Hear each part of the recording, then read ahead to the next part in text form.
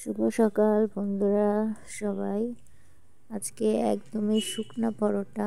এই পরোটাটা আমার খুবই ভালো লাগে, তেল একদমই অল্প। তো আম্মু আমাকে এই পরোটা দিয়েছে আর চিনি দিয়েছে, আমার খুব ভালো লাগে। তো আজকে রান্না করা হবে অনেকগুলো। তো এই দুইটা রুই মাছ দেখছেন, এটা আসলে একজন গেস্ট আসবে তার জন্য রান্না। তো এটা জাস্ট ভুনা করা হবে ধনেপাতা দিয়ে।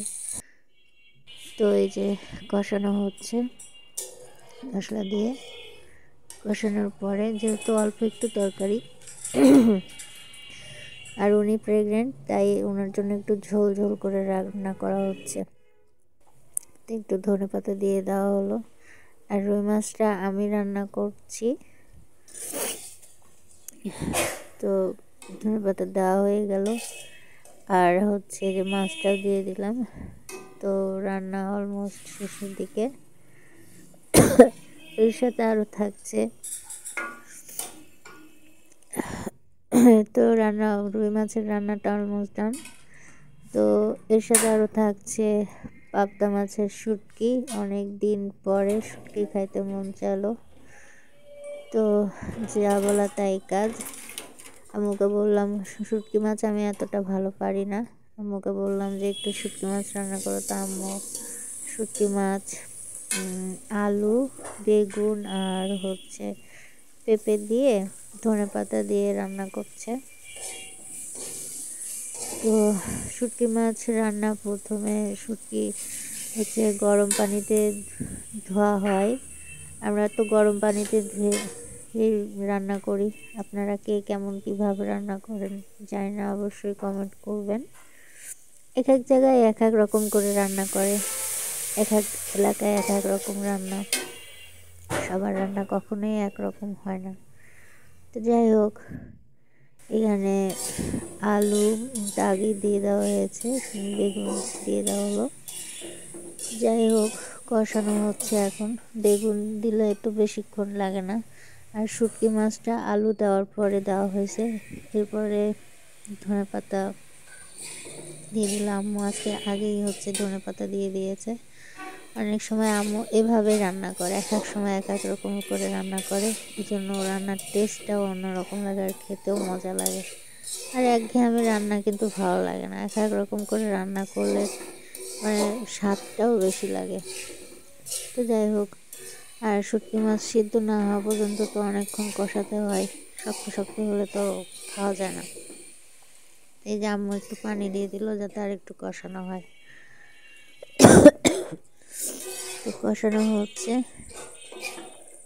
তো যাই হোক, কদিন ধরে খুব ঠান্ডা পড়েছে, আর সেইতে তো অনেক ঠান্ডা। আপনাদেরকে কীরকম ঠান্ডা অবশ্যই আমাকে কমেন্ট করবেন। তো এরপর আর একটু ধনেপাতা দেওয়া হলো। ধনেপাতা থাকলে তো মনে হয় যে ধনেপাতাই ঢেলে দিই, কারণ শীতকালে ধনেপাতা ছাড়া কিছুই ভালো লাগে না। তো যাই হোক, রান্না অলমোস্ট শেষের দিকে। আর এই যে আমি সকালে হচ্ছে গোসল করে একটু রোদ পোহাতে গেলাম। অনেক ভালো লাগলো, অনেক ফ্রেশ লাগছে। অনেক দিন পরে ছাদে বসেছিলাম রোদে। আর এই যে কালকে বলেছিলাম যে তুলার ভিডিওটা দেখাবো, আসলে এটা লেপের তোষকের তুলা, কিন্তু কি তুলা সেটা আমি নাম জানি না। এটা দিয়ে হচ্ছে আমাকে বালিশের কভার বানানো হবে। আর এই যে সাথে থাকবে ডাল ভর্তা। আজকে ডাল ভর্তা হচ্ছে, ডাল সিদ্ধ করা হবে প্রেশার কুকারে। তো প্রেশার কুকারে সিটি দিলে, আর দেখেন কি সুন্দর করে সরিষার তেল ঢেলে দিল। সরিষার তেলটা কেন দেওয়া হয় জানেন? যেন সিঁড়িটা মানে দিয়ে গা মেখে না যায়। অনেকেই করেন, অনেকে নাও করতে পারেন, তবে এটা হচ্ছে একটা বেস্ট আইডিয়া। যারা রাঁধুনি তারা অবশ্যই জানেন, আর যারা নতুন নতুন রাঁধুনি তারা জেনে রাখেন। এই কাজটা করলে হচ্ছে প্রেশার কুকার আর মাখবে না, চুলাও মাখবে না। তো যাই হোক, প্রেশার কুকারের সিটি দেওয়ার পরে যে ডাল দেখেন, তো সব প্রসেসিং করা হচ্ছে। তো ডাল ভর্তাটা দুই রকম হবে, একটা হচ্ছে ধনেপাতা মিক্স দিয়ে, আর একটা হচ্ছে ধনেপাতা ছাড়া। ধনেপাতা মিক্স দিয়ে আমি আর আম্মু খাবো, আর ধনেপাতা ছাড়া আব্বু খাবে, কারণ আব্বু ধনেপাতা একবারেই পছন্দ না। তো আমার তো সব কিছুতে ধনেপাতা লাগে। তো যাই হোক, ধনেপাতা হলে তার কোনো কিছুর দরকার নাই, ধনেপাতার চাটনি হোক যেটাই হোক। আপনাদের কেমন লাগে ধনেপাতা অবশ্যই কমেন্ট করবেন। তো যাই হোক, এই যে আম্মু কি সুন্দর করে মাখাচ্ছে, এত সুন্দর করে যে কীভাবে করে আমি তো জীবনেও পারবো না, আল্লাহ জানে কবে তার মতো করতে পারবো। যাই হোক, তো আম্মু সুন্দর করে মাখাচ্ছে। তো এই দেখেন আমাদের জন্য আম্মু ধনেপাতা দিয়েছে আর একটু সরিষার তেল দিচ্ছে যাতে আরও একটু টেস্ট লাগে। আর আব্বুর জন্য ডাল আলাদাভাবে উঠানো হয়েছে।